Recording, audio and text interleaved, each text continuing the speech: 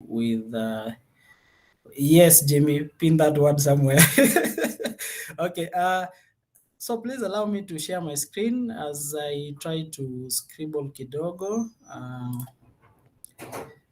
Let me see if I can do that. Let me see. Screen one, share. I hope everyone can see my screen, the Windows Paint. Okay. Yeah, it's visible. Okay, so what problem are we trying to solve with Docker? Why are we adding Docker into Django? First, let's look at how we, okay, before Docker, let's look at how we would develop software. So when you're developing, let's say Django, okay, when you're developing Django, maybe let's say Postgres and React, so you would have your Django in like a folder here with your code, models, Nini apps in there, and then you have another one with React. Let's call this R. Let's call this D. Okay, D, and then you'll have a Postgres instance. Let's call this PG. You'll have a Postgres instance running somewhere in the background to connect, to, of course, to do CRUD. By default, Django comes with SQLite, but for commercial software, we try to use Postgres. Of course, for obvious reasons, you can research more into that. So let's say you have this on your computer which uses Windows. Now, apart from just Windows being the OS, you have other dependencies installed which are specific to the version of Windows you have. So you might have Python 3.7, you might have pip blah blah blah. You have other dependencies that are specific to this Windows. So when you run this application inside your laptop, basically you're running them on the dependencies currently installed on your computer. So when you're done developing your software or working on the feature that you needed to work on, you've tested it's working fine, you push it to a version control system. And then maybe you're working with a colleague and then you tell them, hey, I'm done with the contacts page. Now you work on maybe checkout functionality. So this person, they have maybe, let's say, Mac OS on they're working on, they have Mac OS on their laptop. So they pull that code to their laptop. So they have Django, they have React, and they have Postgres database running somewhere in the background. So they pull the same code that is here, which worked with the same dependencies that work here. Remember, every OS has its own dependencies, and even users do install their own dependencies. Let's say you're working with Python 3.7. On their laptop, they are working with Python 3.8. Now, if you've worked with Python before, sometimes this becomes a very big issue for packages that you install. I've had issues with Django and stuff. And sometimes you find people having to roll back the version or maybe upgrade the version. Now, the problem is this is not the only project this person is working on. And there are other projects on the computer that depend on the dependencies that they have. So now, when you pull this here and you want to run it, you start running into errors. We've all been here. It's not that easy just to pull and to run a project. So now you have to start installing the dependencies that will work with the project as it is right here. So finally, you get it to work after maybe a week of struggling. You get it to work, you do your thing, you implement your features, and then you push it back to the version control system. Now, another person somewhere else who has, let's say now Linux, pulls that code to their computer. It's not going to work straight out of the box. Linux has its own dependencies, and maybe let's say this one was using Python 3.7, this one was Python 3.8. Now this one has maybe, let's say, an old version of Python 3.6, maybe for some for some implementation of a project they're working on. Now that becomes a problem also because you are developing software on Python 3.7, this one was on Python 3.8, now this one is on Python 3.6. Now it becomes an issue because they have to start upgrading dependencies and upgrading their Python altogether. Up to this point, I guess now we're seeing the bigger the problem that we are that we have currently. Now the thing with Docker, it tries to solve this problem in a way. So let me just don't save. So we have person A, we have person B, we have person 3. With Docker, the only thing these people will need to run is what we call a container runtime. And the container runtime does not care it doesn't care which version of Python you have or which version of pip you have. For Windows, you can just install Docker Desktop. You just go to Docker Hub. Okay, just Google Docker, and then you go to the official site. You download Docker on your computer if you're on Windows. If you're on macOS, I think it's the same. If you're on Linux, if it's a GUI distribution, you do the same. There's a Docker Desktop version for that. And provided you have that, we call it a container runtime. Provided you have a container runtime, this person here will just package everything, all that code we've talked about, they package it into something we call a container. Before we get to a container, let me just go back kidogo. They build it into an image, sorry. They build it into an image. This image is what gets pushed into we have Docker Hub, which is a repo for images. And this person can just pull that image to their computer and they just run that project with one command. Nothing else, no trying to see Python, which version I'm working. And of course, working with Django, in most cases, to avoid the dependencies issue, we find ourselves having to install virtual env, which is again another dependency we have to install. We have to activate a virtual environment, install everything into that virtual environment, and then we start getting errors of pip upgrading and stuff, things like that. All that, you throw it out of the window. So once this person pulls that image to their computer, they can just do Docker run and then some other parameters, and they run their project. And of course, this might not make any sense right now, but once we get deeper into the practical aspect, we will see now how it works. Now with okay, I'll explain the difference between an image and a container in a few seconds. Now with this one, now the bigger the most work lies with the first person who has to configure an existing project to be Dockerized. And we look at how we Dockerize an application. Let me just open a new. So you have your project. You have Django running here, you have React running here, and you have your Postgres or Nginx.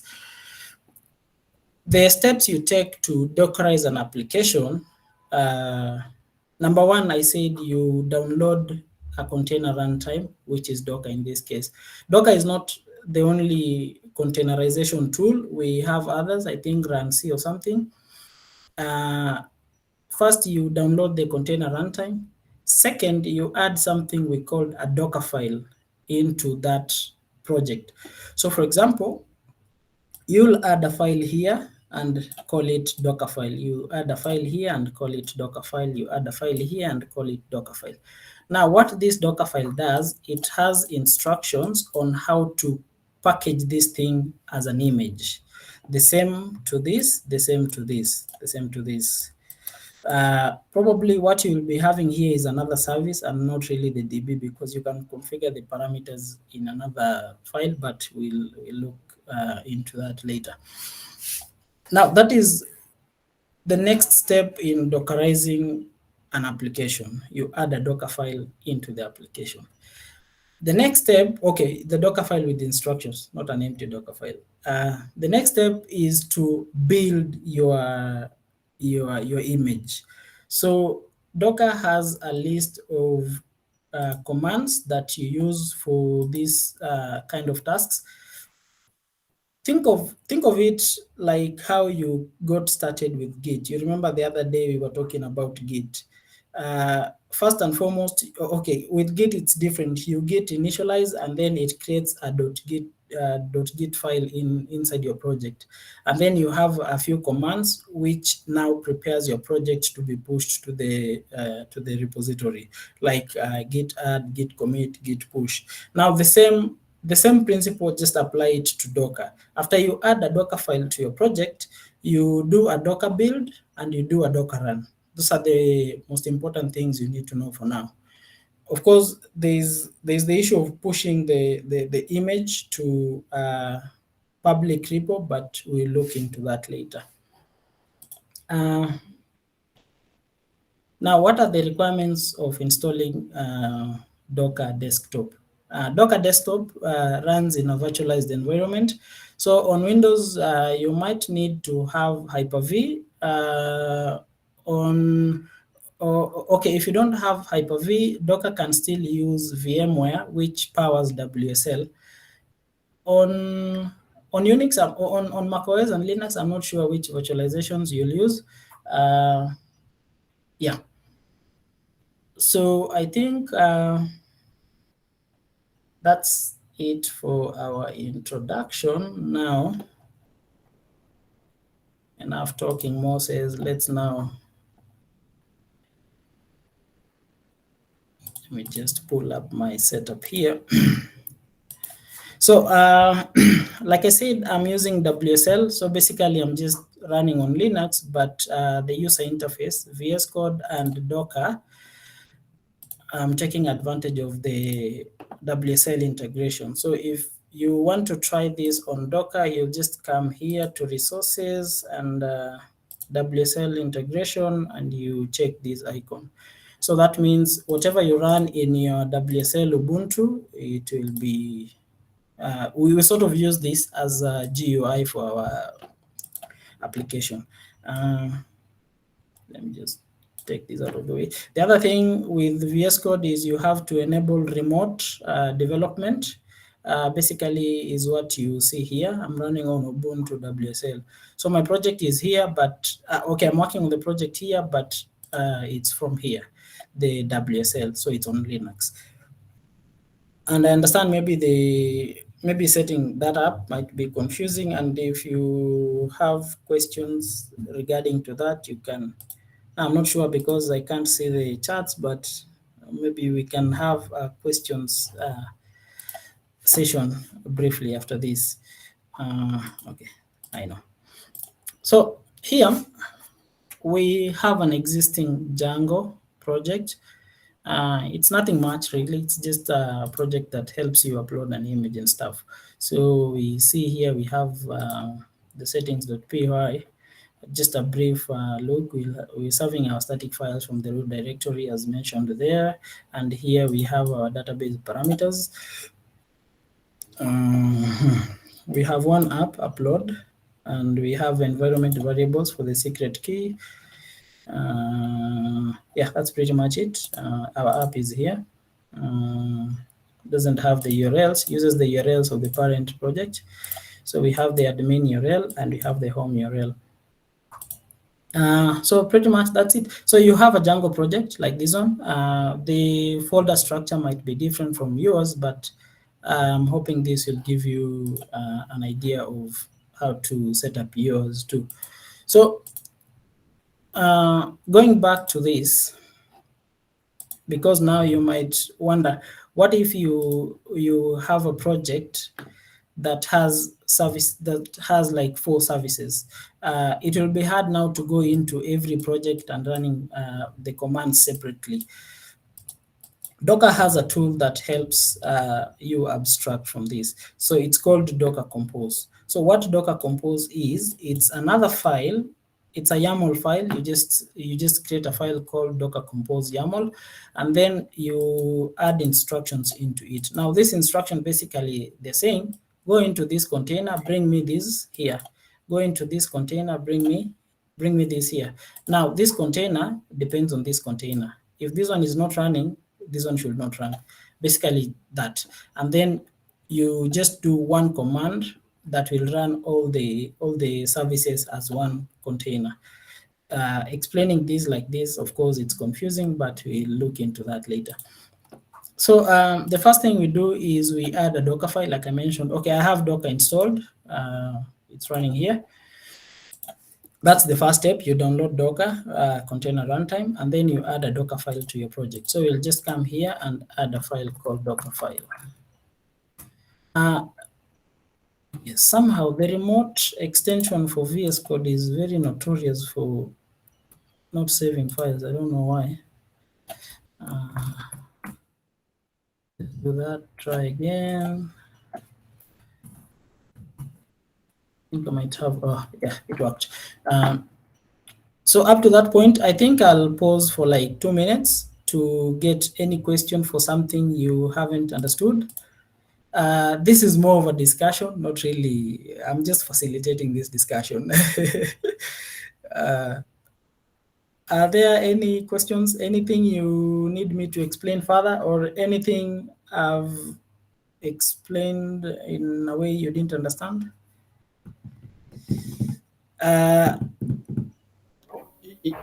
Yeah, Moses.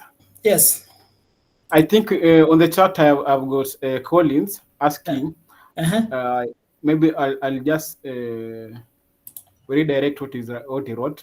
Okay.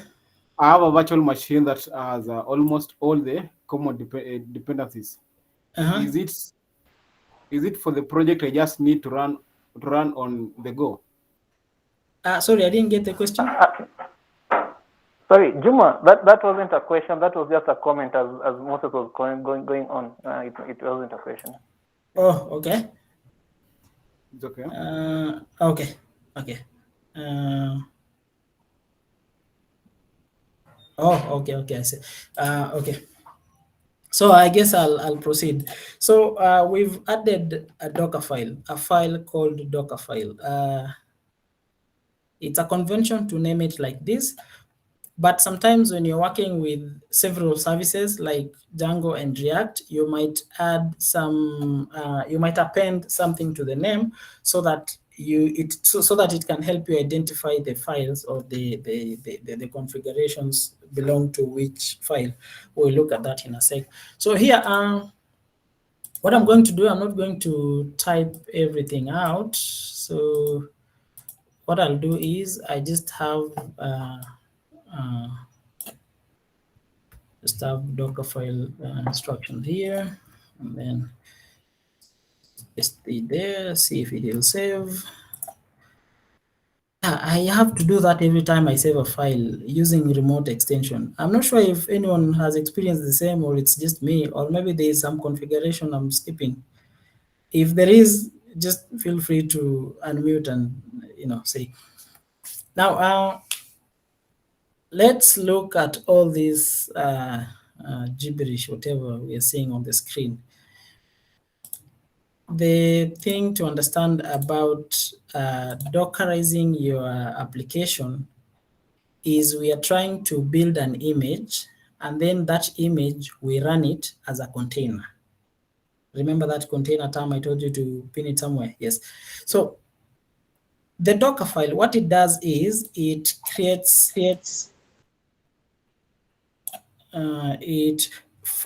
it specifies the instructions that will be in the final container. Now, what is a container? A container basically is like a Linux instance, is a lightweight Linux instance. That being said, think of Dockerizing an app like somebody giving you a fresh new laptop. So they give you a fresh new laptop, they tell you, okay, this has Linux on it. I need you to take this project from GitHub and run it inside there. What do you do when you're given a new laptop without probably an OS or with an OS? The first thing you do is you install an operating system. That's what we are doing here. Now, depending on the project that you want to run inside that container, I mean, the best operating system that you specify here is determined by the project that you're going to run inside here. You would probably get away with mentioning node here, but okay, I'm not sure. I've never tried that, but I'm pretty sure you'll get into a lot of problems because now Node will not come with tools installed here. Now you might be wondering, where do I get this container? Oh, sorry, where do I get this base OS? Basically, let me just see if I can pull this up. When you go to Docker Hub, you get a list of all the base containers you can use to run your project inside. For example, if you want to run a Django, Flask, and all those applications, you are probably better off using Python OS. And we have all these base images here. You can use whichever one you want. Now, each one has their own advantages and disadvantages. For example, this one, I'm not sure, I saw somewhere on Reddit, somebody saying it's known for being super fast and lightweight, but it has its own cons, of course. So these are basically just a list of, think of these as Apple offering you the different versions of macOS you can run on your laptop. There's there's Manjaro, there's, I don't know, all those names. And then now this is macOS. And then you go to Linux, they have their, okay, now I'm confusing you because I said Linux and then I'm saying Linux, but bear with me now.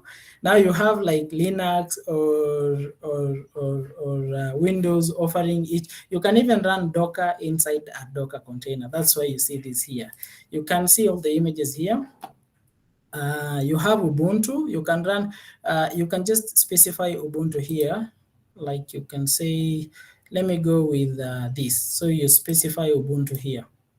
Now the problem why we won't be using Ubuntu, it's because Ubuntu is, it's big, it's quite heavy. It will take ages to load. Some of the other images we have Redis, Node, Mongo. If you we'll see how we will be using Postgres in another example later. Okay, so you can just go to the website. It's dockerhub.com, and then you have a look at all the base images. Now back to what I was saying. So this now is a new laptop. You want to run a Django project inside. So first you install the operating system, and then inside, after the operating system has been installed, you specify which directory you want to work from. So that is what we are doing here. I'm explaining the basic structure of a Docker file.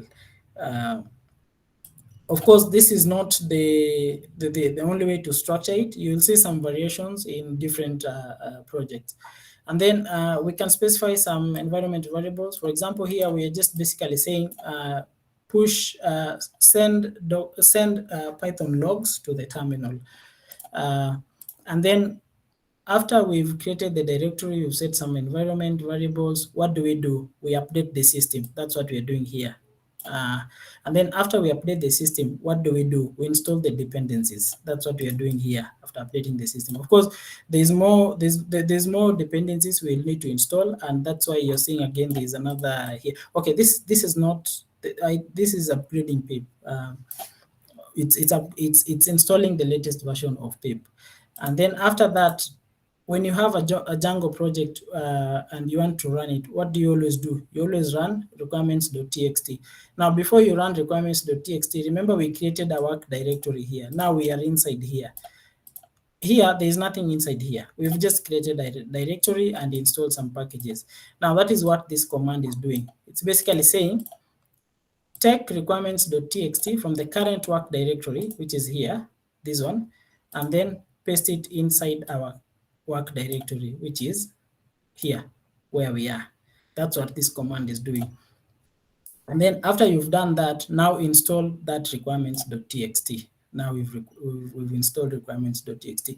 Now, sometimes with Django especially, you will need to run some other commands. Now it becomes very tedious and, it doesn't have a good structure when you pile all these commands here. And besides, earlier I saw there's an issue I don't know if it's the image I was using, but this was giving me an error. I'm not sure if it's this current project. I'll try and see. So in that case, the commands that we want not to be changed during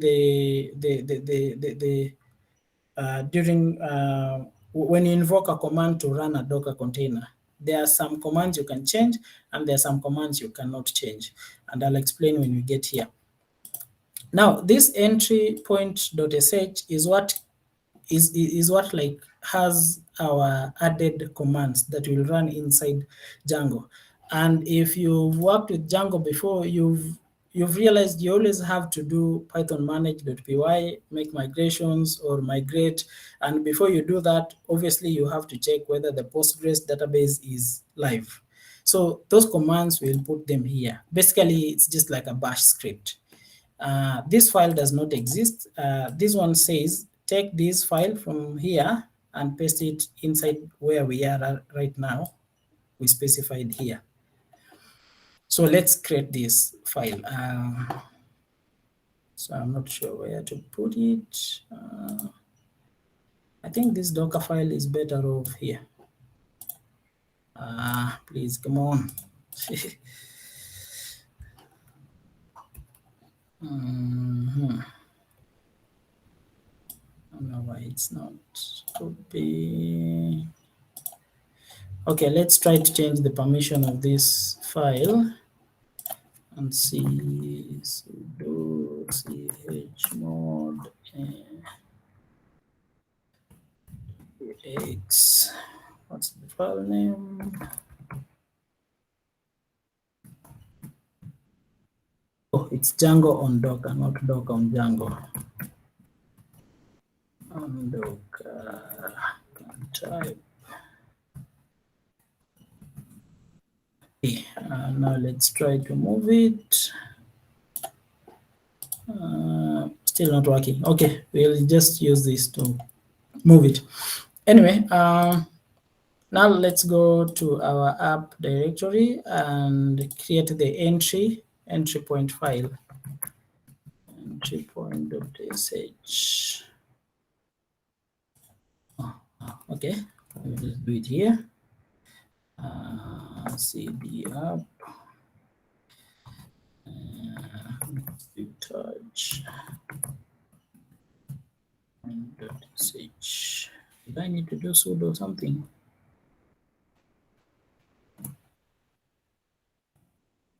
Sudo.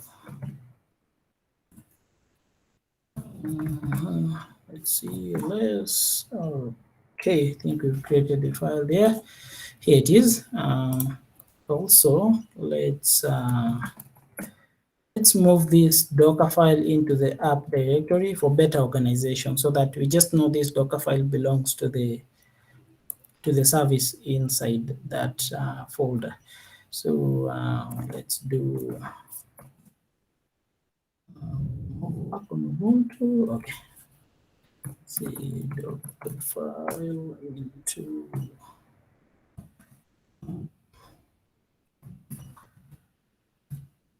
I think I needed to, cannot move. Do we do a sudo something? The file into app Docker file. Have I forgotten how to move a file? Okay. Okay, the other thing we can do is, let's do this.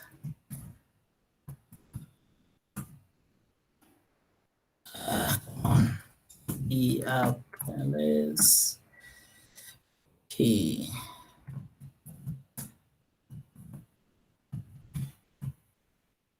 File. I think I need to do sudo ls. Okay, it is Docker file. So let's just do this. Because this is not the best way to do it, but in the interest of time, let's just do this. Okay. Now where are we? So we were creating our entry point.sh, and then we'll need to copy it here. That's what this all command does. So inside entry.sh, what we'll do is first we'll check if our database is running. Let me just copy this.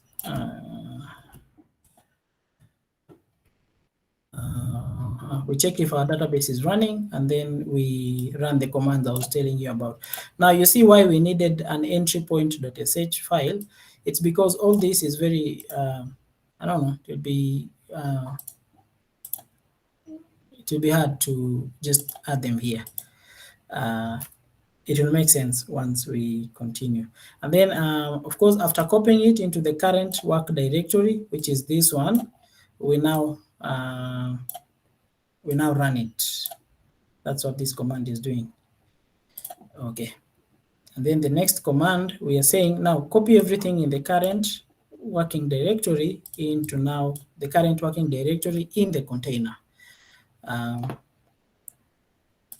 This is now where the problem is. So you have your working directory here on your computer, and you have now the working directory inside now the container. So what this copy does, what this copy you see here and this copy you see here, it says copy those files I've told you into this one so that I can run them. And then that's exactly what again we see here, saying copy now everything here into here. That's what we are doing by that. Now, that is the basic structure of a Docker file. It depends on the project. In some projects, you wouldn't need this at all. If you're running a React application, you just need okay, a React you will need entry point at some point. But in some, not all projects you'll need some complexities we've added here. Some you just need to install the OS. This one always has to be there. You cannot run a container without this. So you always have to have this. So you install the base operating system, you specify the work directory, and then you can just jump straight forward to running now the container. Now, a Docker file always ends with a CMD or an entry point if you're running the application in that Docker file. We'll see what I mean by that. Now, what we are doing basically here, we are saying now after copying everything to this one, go back and run entry point.sh. That is the work of this entry point you see here.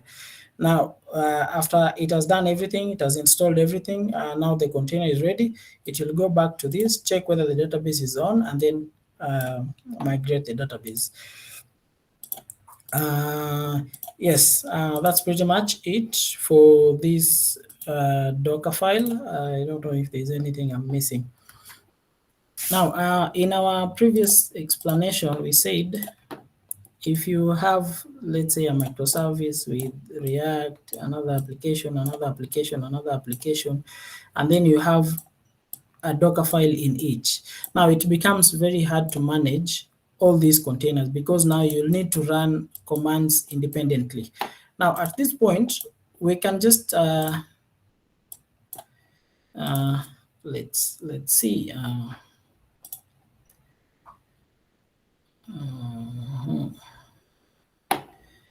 Let's see. I'm just trying something to see if it will work so as to explain. CD Django Docker, and then let's say Docker build T. Let's sample.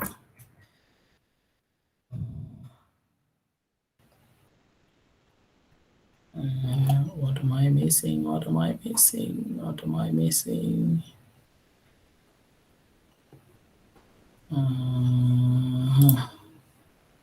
Okay, it will take time anyway, so let's just put a pin on that. So basically, this is if you want to now build this one only. Let's say this was Django. Now, if you want to build this one only, you will just do Docker run and then you provide the parameters. I'm not sure what I was doing wrong there, but I'll check.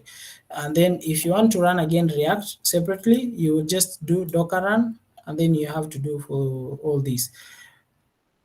To solve all that work, we have what we call Docker Compose.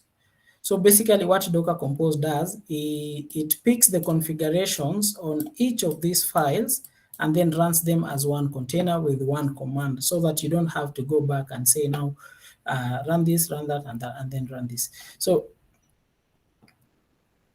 on our project, with Docker Compose, what you need to do is, after you've added the Docker file in the specific folders, you add what you call Docker Compose.yaml file. Compose.yaml. Now remember, again, I'll just copy and configurations I had somewhere earlier. Remember what I told you with Docker Compose is it goes and takes all these containers and just packages them into one as services. So in Docker, let's see, saves.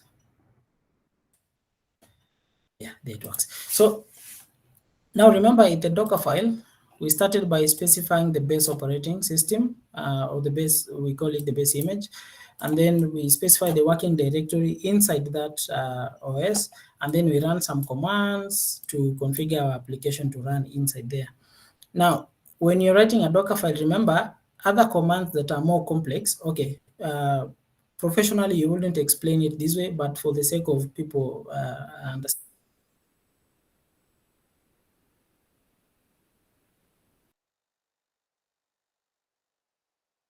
what I'm saying, other commands that can be complex and require extra logic, you put them in.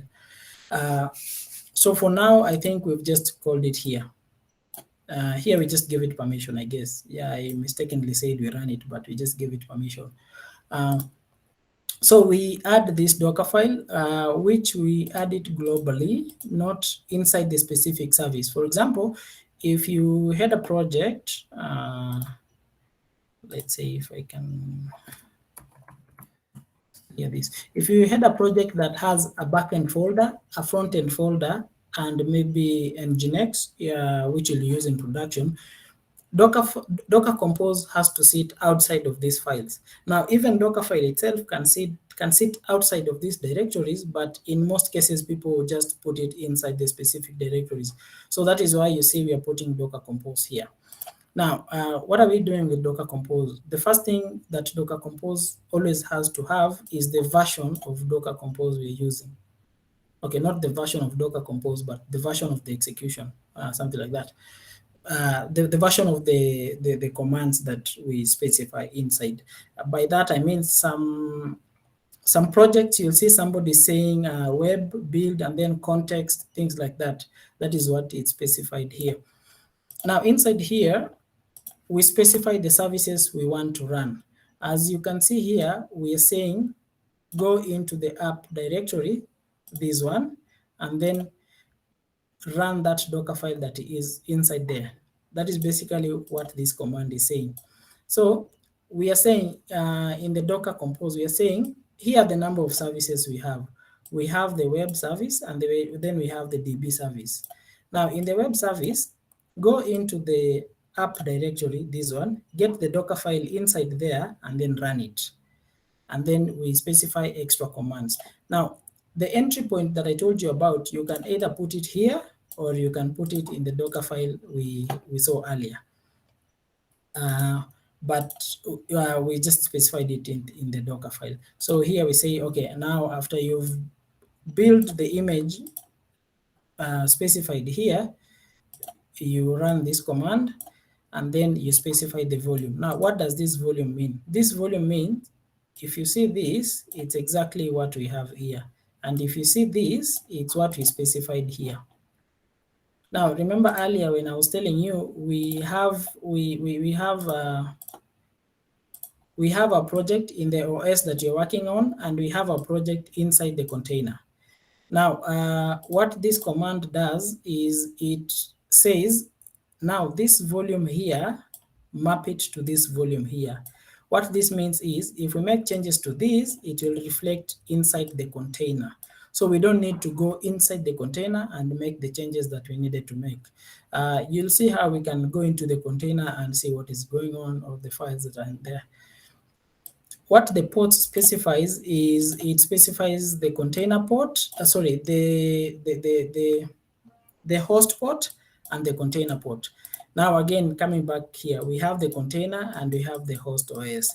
Now this container is running virtualized, is running in a virtualized environment, which has port 8000 open. Now, if you don't map this port to the port on your host, you cannot access this, whatever is running here on your machine, because you've not mapped the ports. So that is what we do by this. In some implementations, you'll see somebody saying Docker run, and then they specify the ports, 8000.8000 with a -p before. So they're just saying map this port, map this host port to the container port. So that is what we are doing here. Now, next what you're doing is we are creating an environment file. Of course, when you're working now with when you're working with Django and Postgres, sometimes you have to keep some things secrets, and I would advise you never to do this. This is a security flaw, but I've just added it here. This is now where we put all our secrets, and this environment file does not exist yet. And let me just say .env. So what we are saying is our environment file is found inside the current work directory in a file named .env. So let's just come here and create the .env. No, let's just leave it dev to identify the development environment and the production environment. So let's add that .env file, env.dev. Now the reason, come on.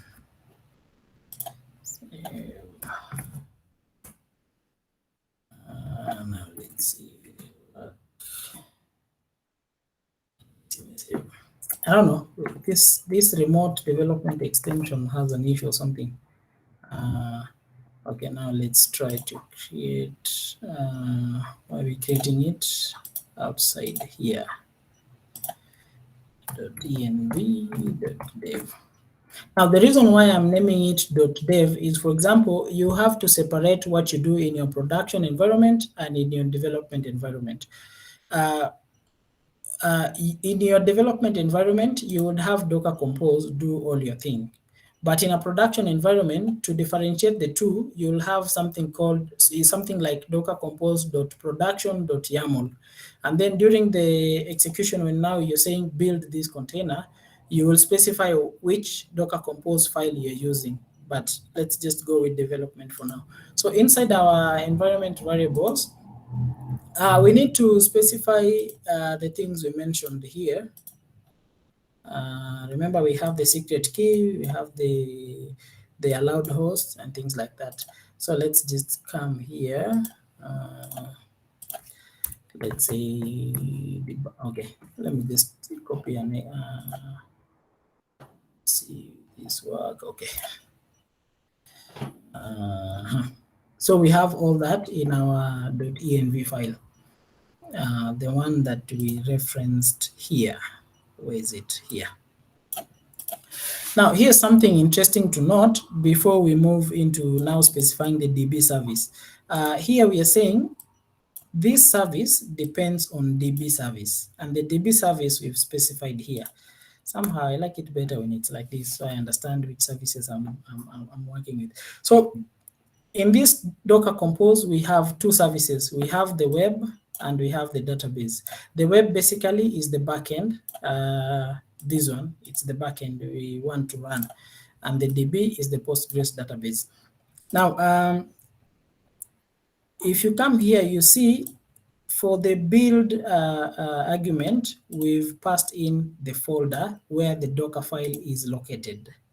But when we come to database, we've passed in an image, directly an image. And you remember when I was showing you images from Docker Hub. So inside this image is now where we go and do all our installation. So we say Postgres data, which will be mapped here, map it into this folder inside the container. Always, whenever you see a volume parameter with these values, just know what you're saying is map our current directory on the host machine, whether it's Windows or Mac OS, to that container you're running inside the container. What this does basically means whenever you change something here, what am I doing? Whenever you change something here, it reflects here. So you don't need to log into the container to make changes. That's what it does. And then we specify the environment variables. At this point, I think our project is now ready to run. Let me just see. Now we do docker compose app. Permission denied because I'm not sudo. Now let's get ready for the errors. While it runs, I think it will take some time because what it does is it has to pull this image and then it has to build this image. Now this one, ikifika hapa itaingia hapa to the Docker file, and then it performs these instructions one by one. It says, okay, pull the base OS. So we have a new laptop, install this operating system on it. After we've installed this operating system, create a work directory called app. Inside that work directory, install these dependencies, okay, not inside, but in the container globally, install these dependencies, and then install requirements.txt. That's what all this does. While that happens, because I know it will take some time, are there any questions up to now?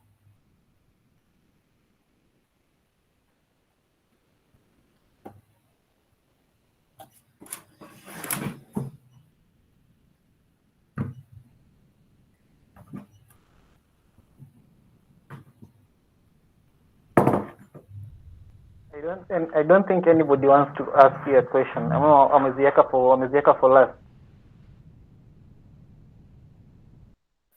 We have a question in the chat.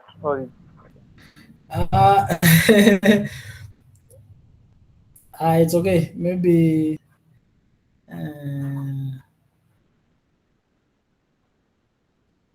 Docker file cannot be empty. Okay, you'll see why that error is popping out.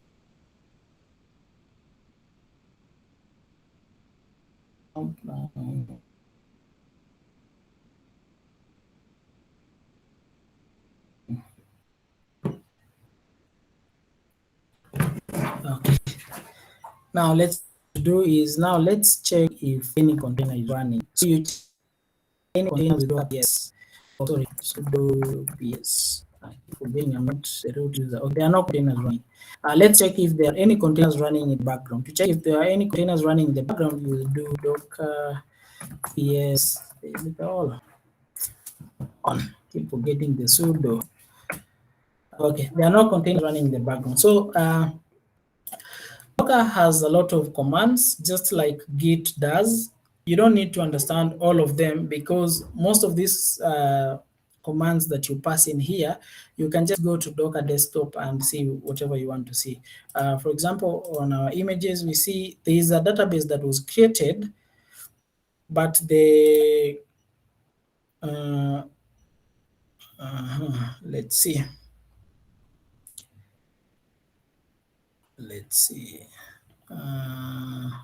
Okay, from this, we are being told that there is a Postgres database that was created, but the web container was not created.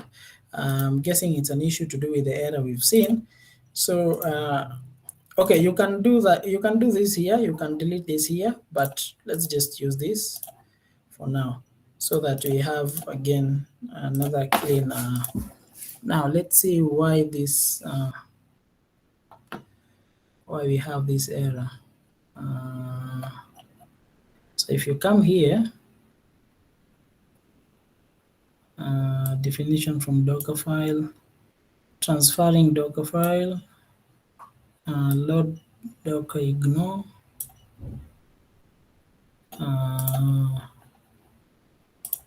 We don't have any Docker ignore file. Where is this coming from? Or am I the one not seeing everything up?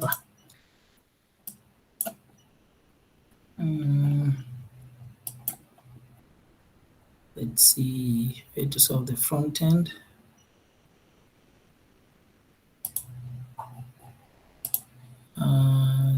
Django on Docker ls, compose cd app ls, point sh. Now we are troubleshooting. We see where the problem is coming from.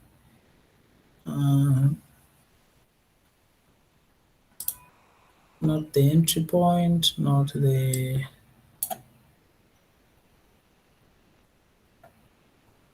entry point. Okay, why are we getting error here? Let me try here. Oh, earlier you saw me running Docker Compose app just like that. Now there's another argument you can pass in called Docker Compose app, and then you say D. What D means is run in the background. Not the sudo. Means run in detached mode. Now let's see if we get the same error here, since I'm not seeing the Docker ignore file.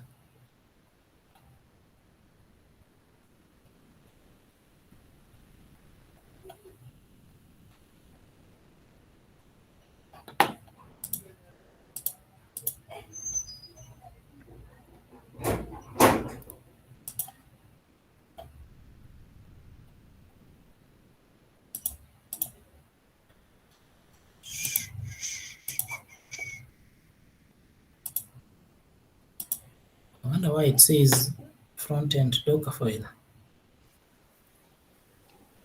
Can you pass the build argument? Yeah, I can. Docker compose build. Is Docker -compose, then app, then 2-build. Oh, you're saying, okay, we.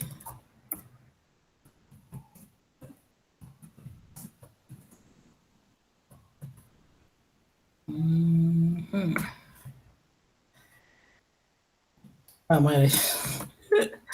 Okay, and I even forgotten sudo.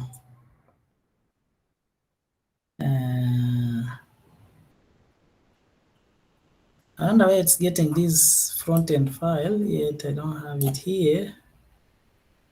Django on Docker. Let's see. What does the environment say? It's nothing fishy there.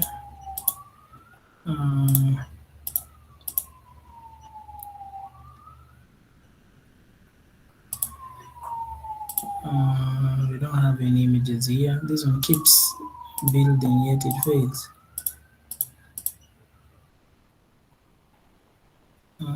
Let's just do away with all these volumes. To delete. Okay.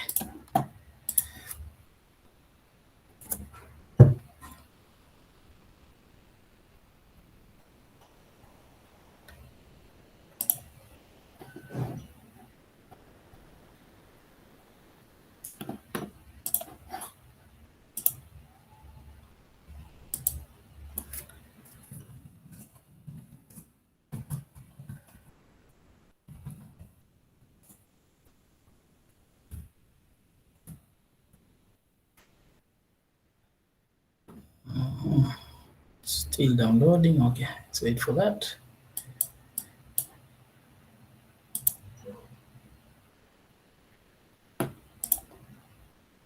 Okay, referring to this front-end Docker file.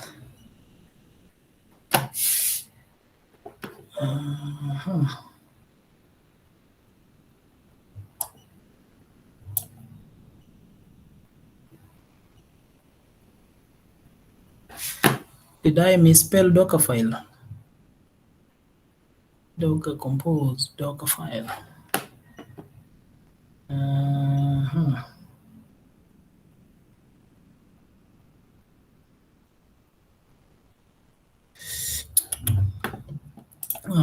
Let's see.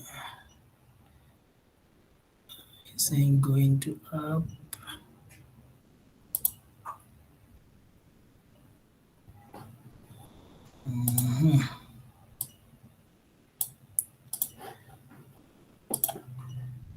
Okay, let's go to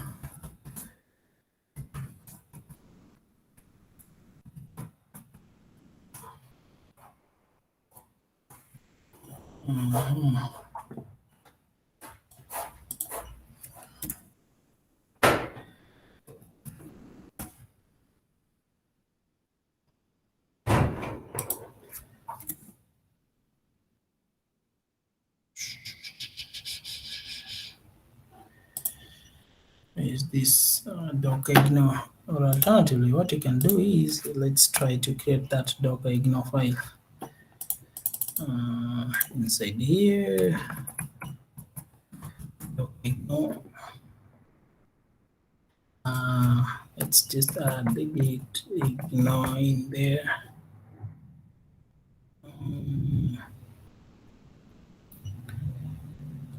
What is this front end? It keeps referring to upload.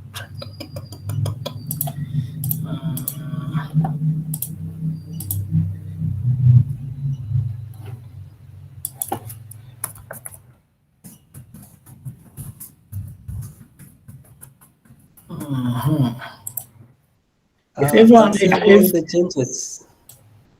Have you saved all the changes? Docker compose. Did you save the Docker compose.yaml? Let's try to save it. Let's check if it's saved on the terminal.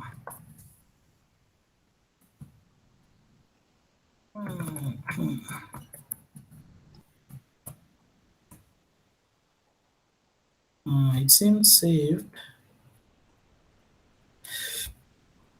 Yeah, it was saved. Okay. What am I doing? And then from the VS Code, it shows it's not saved. Where does it show? The VS Code.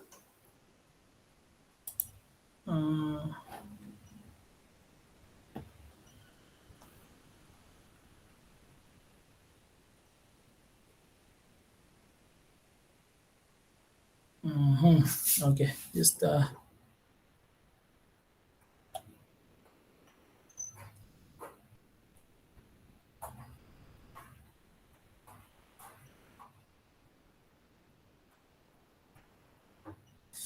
I'm looking at some troubleshooting steps here. I don't know. I don't know what it is. It's on Linux containers. What is it on?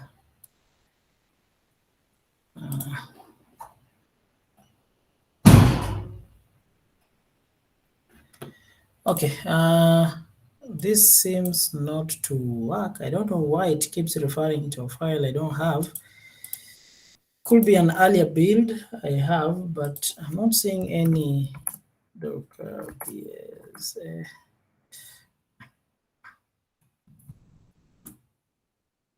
There is no.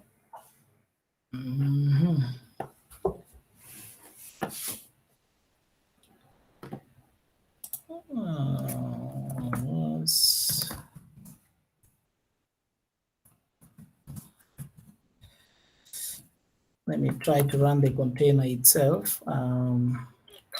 Let's call it inside the current.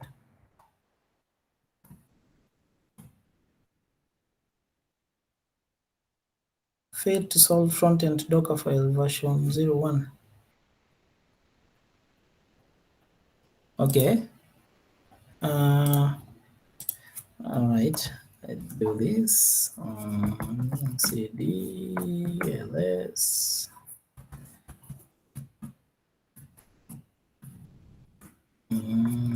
This is where we have our Docker file. No, inside the cdr. This is where we have our Docker file. Let's see that Docker file.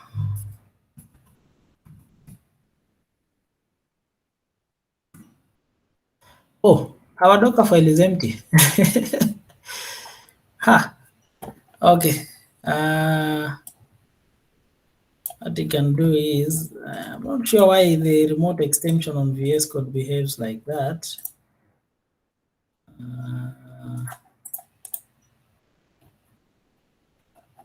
Okay, I can't copy into Nano. Why can't it save this? Let's see.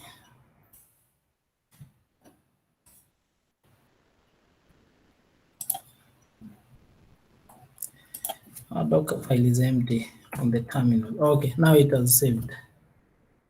Now let's try again. Come on, where are you? See if it will work. That's the only problem I have with using the remote extension on VS Code. Permission denied. So it can't read the entry point.sh. I thought we gave it permission here. Okay, let's see how many it built. Okay, now it's built, but it's not running. Only the database is running, but the web did not run. Okay.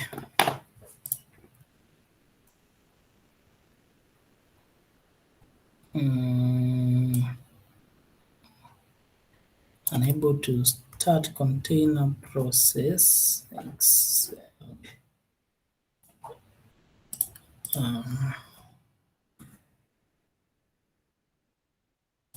But we gave it permission, which we did here. We can, okay, let's see what we have here. Let's say chmod. Okay, I have to be sudo. Let's see app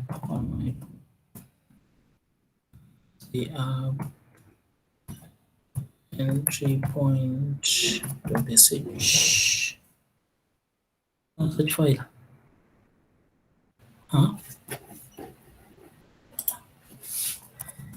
I think VS Code is messing me up. CD entry point.sh. It's here.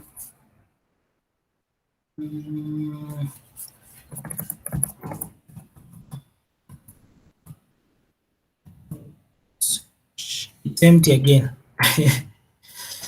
Okay. VS Code at it again. Save as root. So it seems every change we did here was not saved. Okay, now it's saved. So I have to save each file separately. Okay, let's see again if we run into any error.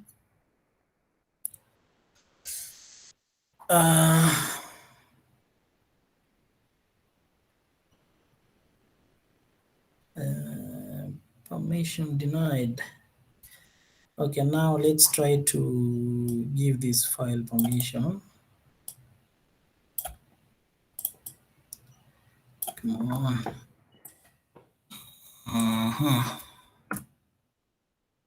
No such file. Entry point.sh.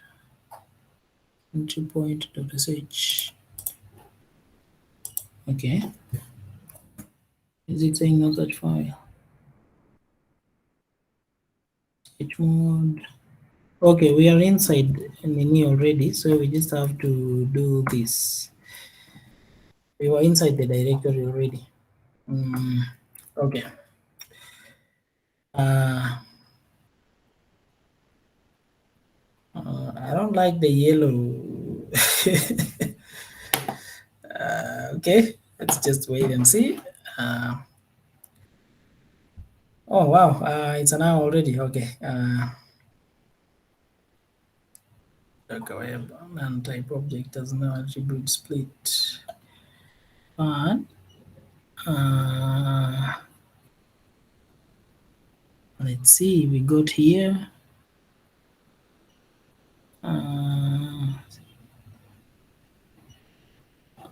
Okay, let's first try to see if we can see it here. 127. Do it.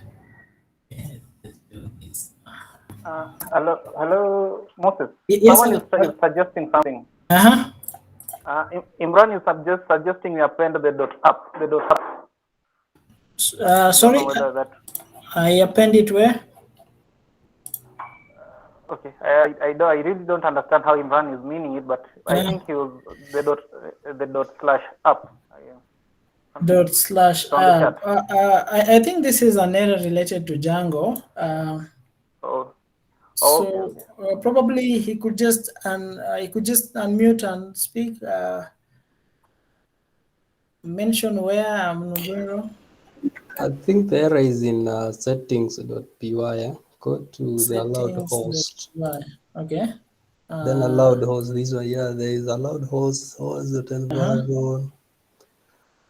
I think the array is from the split. Let me check this one, then I'll get to Split. you. Okay. Alternatively, what I can try Can to you? do is You can I remove can the OS. I can just try to allow every host for now. Yeah. Just say star.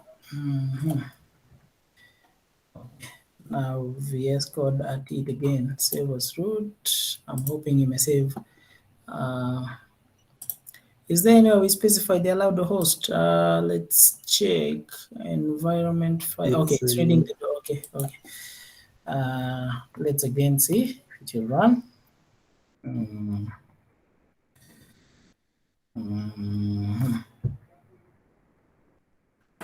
Problem is it could be it does not even save that file. So let me just exception improper configured secret key. Okay, so I think it's not reading the environment file because now it's saying the secret key is improperly configured. So what we can do is, of course, in production, you might want to play around with the errors and see where the problem is coming instead of doing whatever it is I'm doing right now. But let me just bypass this and say, now let's go and get that secret key. Oh yeah, we don't have the secret key. How is that?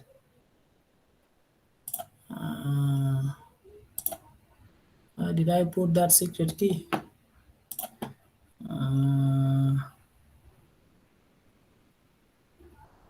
Where did I put it? Where?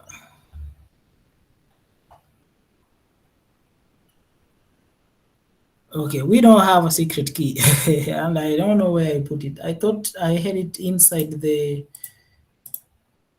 environment variables, but it seems I don't.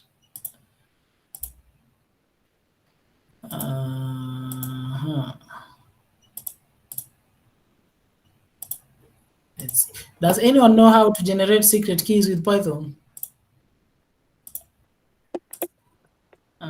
Gotten the implementation of that.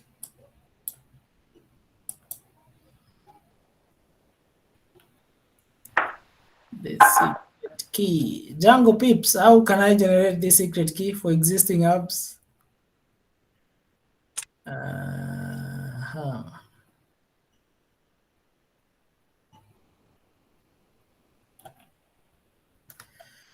Okay, it's not in my .env now. Where is it?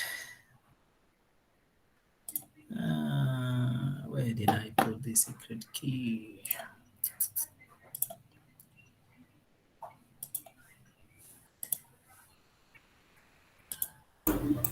So you can just put the dummy data there. Even my secret key 123, it will just accept it. Will it accept that? Yes. Okay, let's say 1, 2, 3. Let's put an X in there. And then let's see. I don't know where I saved that secret key. I thought I had it in my environment variables. Where are we? I need to go back outside and then. Why are we running the first command? Okay.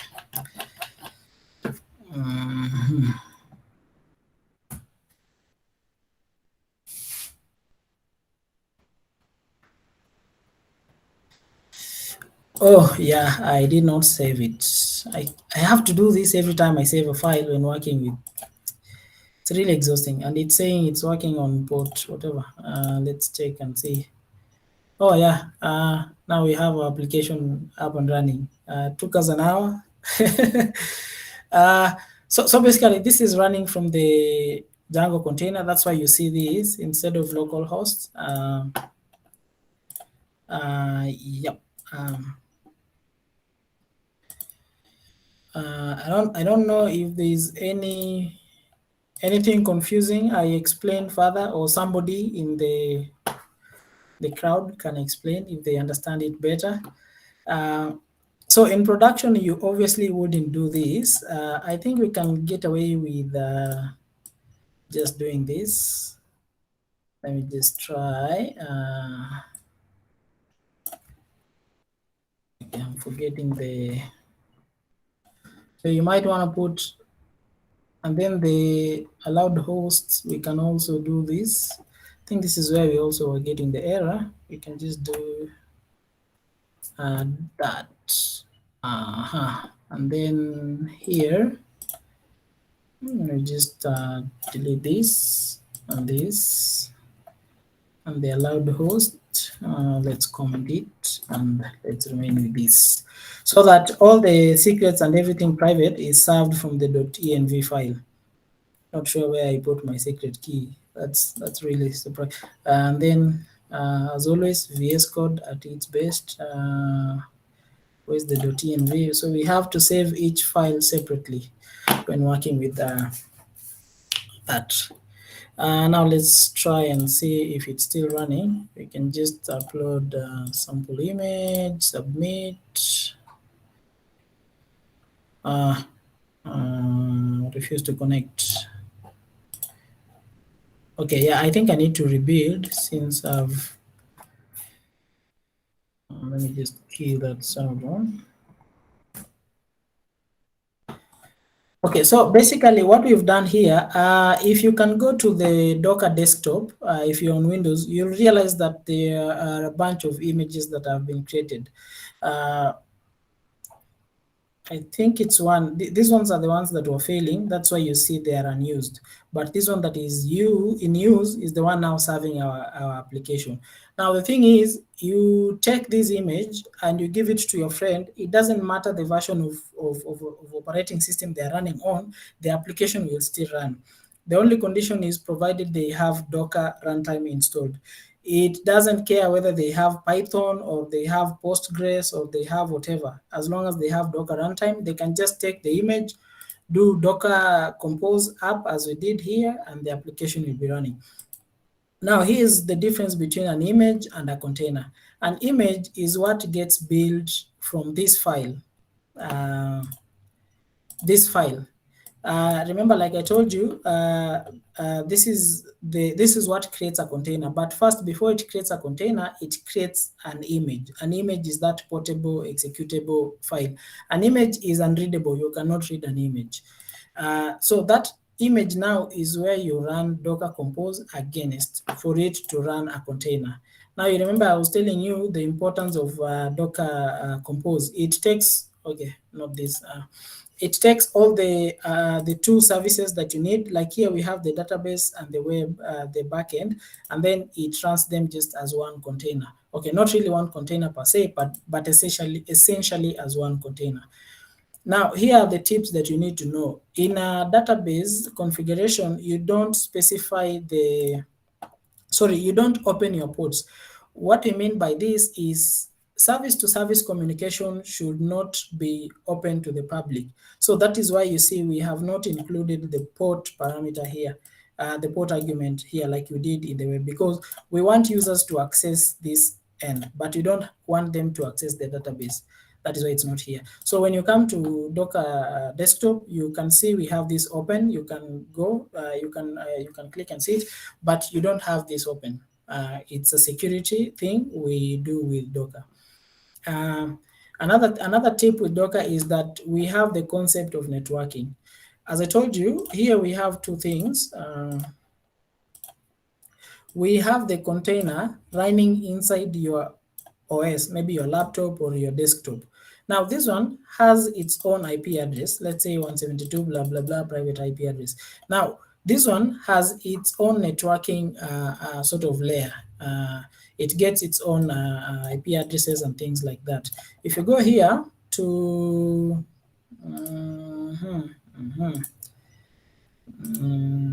if you go to networking, you see our containers get this IP address. Okay, now let's just quickly check and see if that is truly the IP address we get. So a container basically is a running instance, of your application. For example, this one, you can go here and view details where you can see the logs, you can inspect, and you can go into the terminal. Now we are inside the container, not the host OS. Let's see if we can get the,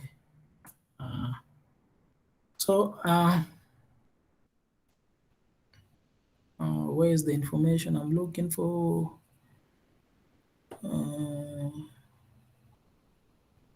Okay, if config all. Config. Let's see what we're getting wrong. Add address. Add address.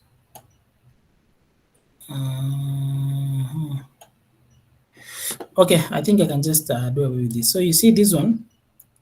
Our internal private IP address is 172.23, then 0.0.0. This is the range that we get. And then here we get this IP address, 2303. Now,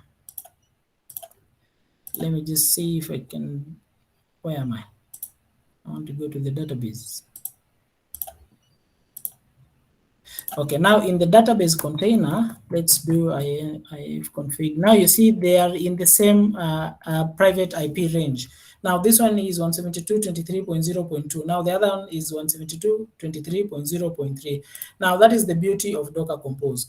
Now if you were to add another file here, like if you were to add a React, I'll briefly show you one with React, but you cannot build it because it will take ages. If you are to add another service, a React service, it will get something like 172.16.23.0.4, the same range this one gets. Now the public IP address that they get is this one now. Where is it? This is the public IP address that the containers will get. But inside the containers, they'll get that range of IP addresses, 172.23.0.0, and then from there they get IP addresses. That is the thing on networking in case you need to troubleshoot networking issues. Another way to troubleshoot is, of course, the whatever we've gone through earlier here by just looking at the file that is bringing any issues and then rectifying the files here. That's a thing on it on troubleshooting. I don't know if I'm forgetting anything on troubleshooting Docker containers. Let me see. I think I've explained the difference between an image and a container. Now, here, when you go to Docker Hub, you can push your images to Docker Hub as long as you have an account there. So let's see some of the images we have. I don't know, will I be able to see them without an account? Okay, I can only see this one. Recently, we worked with an application called Odo, which is an ERP. It has a Docker image. So Odoo is basically an ERP which runs Postgres, Odoo, and then JavaScript, HTML, and CSS. As you can see here, they already have an image here. So all you have to do is Docker pull on your machine. As long as you have Docker, you do Docker pull, and then you do Docker, where is it? The one, yeah, you do this one. Now, these parameters you see here, all these are what we specified inside the Docker Compose file. So if you had Docker Compose, you wouldn't need all these. All these you specify inside the Docker Compose file, and then your work is just to run Docker Compose app. If you want to practice more with containers, I suggest you try this out. Just follow the instruction. If you get stuck, you can just give me a shout out on Twitter or wherever you're comfortable with, and I'll have a look and help you out. Another tool you can also practice with, you can just download an Ubuntu image. You can pull an Ubuntu image, just run it, and then just try to mess around in there. You can try to install a wiki. We have MediaWiki, which runs on Docker. Let me just quickly see if we have it here. MediaWiki. Okay, yeah, MediaWiki is a wiki tool. You can, again, just download it, see the configuration. That is how you understand Docker and how it runs. I think on my end, that's it. Unless there is anything somebody wants me to explain further. I had another demo which we would have gone through, but let me just quickly. Now this one has Django, Postgres, and it's saying saving, and you'll not save.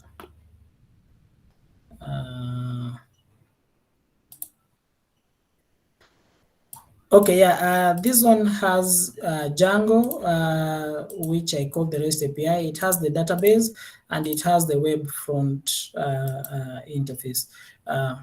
It doesn't have the Docker file yet, but if you were to add Docker file, if you were to Dockerize it, you basically just add a Docker file to each of the service and then specify everything in a Docker file.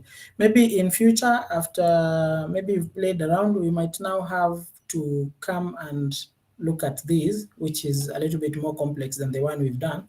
But that being said, I think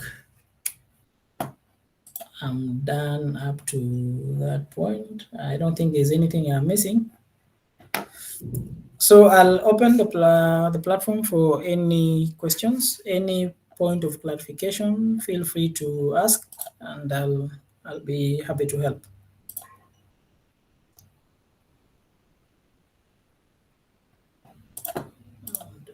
Yes. I think there are no questions, so I'll hand over the mic to Juma. Moses, thank you for the presentation. Yeah, save for the it was an awesome lesson for me. You're learning welcome. session for me. Hi. Yeah, keep Sam. Come on, Sam. Let me. Okay. People didn't ask how to run inside the Docker, how to run Python, run server, how to create a super user. Can you? Oh, yes, you can do that. So remember when I was telling you, more complex commands can be put inside the, let's just try and open the file again.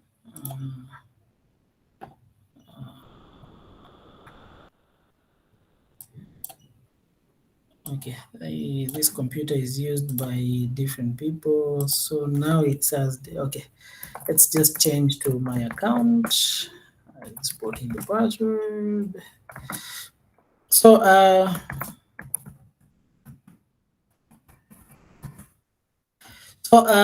basically, if you remember, the thing to understand here is you have the laptop on which you're developing on, and you have now the container. Now you have your Docker file in here. You've created the instructions. It has created the image, and the image has created the container. Now the container is running. Simply, to get inside a container, if you are using Docker desktop, you'll just come to the container. If it's the Postgres, you'll just come here like we did earlier, and you go to the terminal. But if it's a Django or whatever, you just come here, you go to the terminal, and then first, remember we copied everything to this folder. Now everything is here. Manage.py, create super user. Is that how I'm supposed to write it? Okay, it's been a while since I ran Django commands. How do you create a super user? Django admin or Django? Or just manage.py? Manage.py, you can use manage.py. Create super user.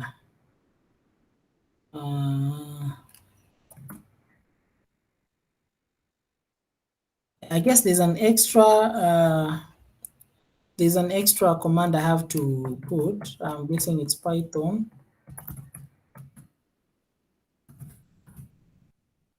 Create super user. Username, let's say admin. Email address m@mbadi.com. Password, let's say password. Password is too common. Okay, let's just bypass it. So basically, that's how you run commands inside the container. Now that is if you're using Docker desktop. If you are on the terminal, you will do something like, let's say Docker execute container command. Okay, we have to know the, okay, let me do Docker ps sudo ps. So let's now see our container. Okay, so this is the container. So we have to reference the container when you're doing the exec command. The exec command basically launches the bash terminal of the container you're referring to. So we can say, let's try this, see if it will work. Okay, what am I missing?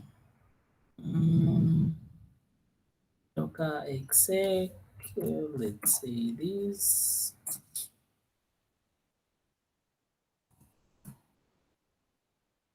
No such okay.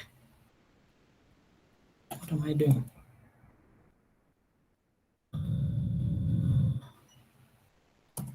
I'm trying to reference the tag I gave to.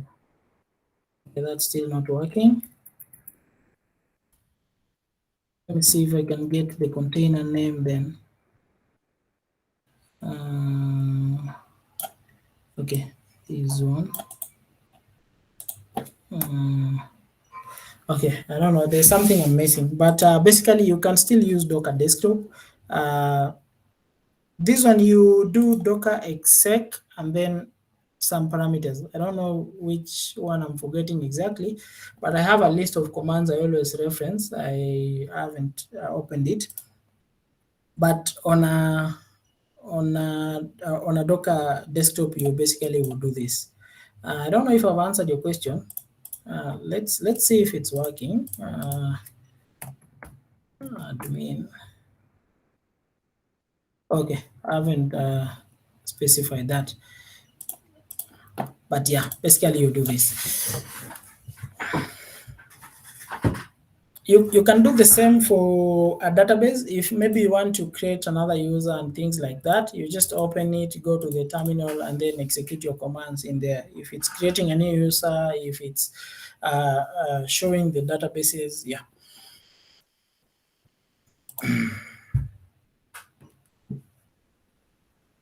Wow, that's extensive. I think, Mbadi, you're my type of person. I think I should talk to you more.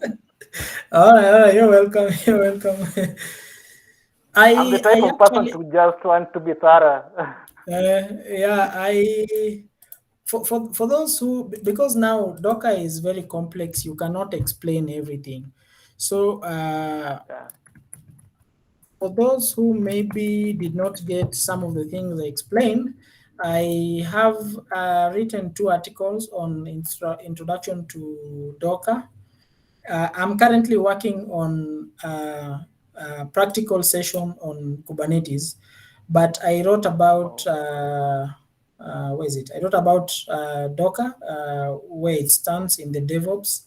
I think it's on this article, so you can just have a look. It's Moses Mbadi on this platform called Medium. Or I can just also send me. You'll send me the link. Actually, you can send us the link, or we can have it in chat, maybe on WhatsApp. Yeah. Yeah, I can just save it here for those who will not get it, and also I can share with you on WhatsApp. Oh, it's all right. Yeah. I think let me stop sharing now. Okay.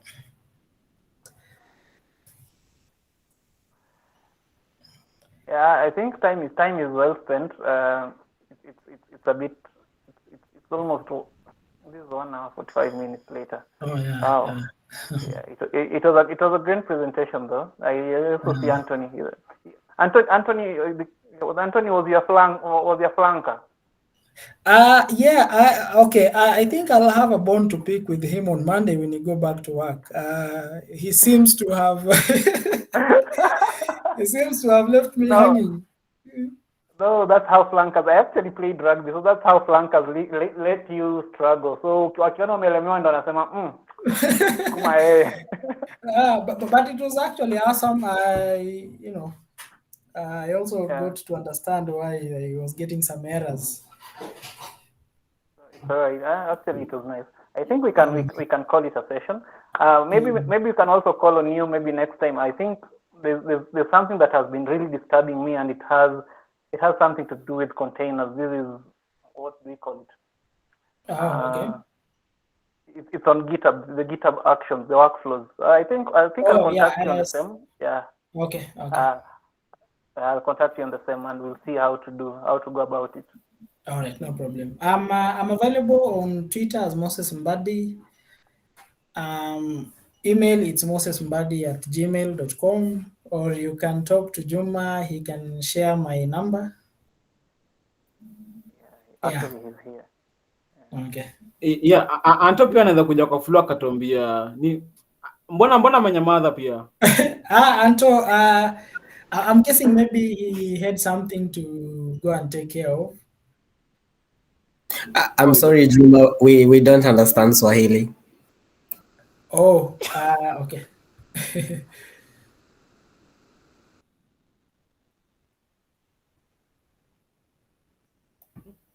Imran, that's okay.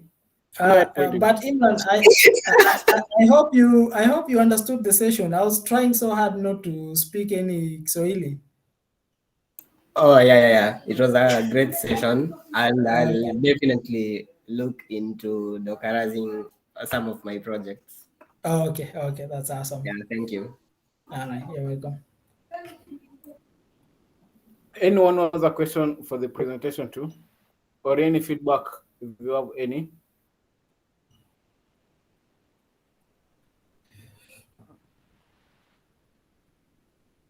Juma, I'll have to look for Imran after this. Anyway, so. It's okay. That one will do behind the tent. That one will do behind the tent. All right. Anyway, Moses, we thank you for taking your time to come to talk to us.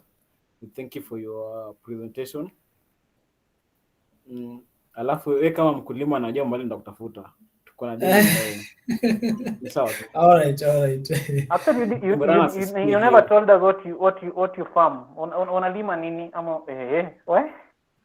Actually, you got. So basically, he's a farmer. Basically, I keep cows, goats, dogs, and I plant sugarcane. Nice, very nice. I think Rasmin has a good night. It was a nice session. Fang, keep quiet. Actually, look for me. You umepotea sana. Look for me after this also. Okay. You can call it a session. All right. Yeah, bye, guys. Say something. Blessed night, everyone. Blessed night, everyone. Thank you for taking your time for the session too.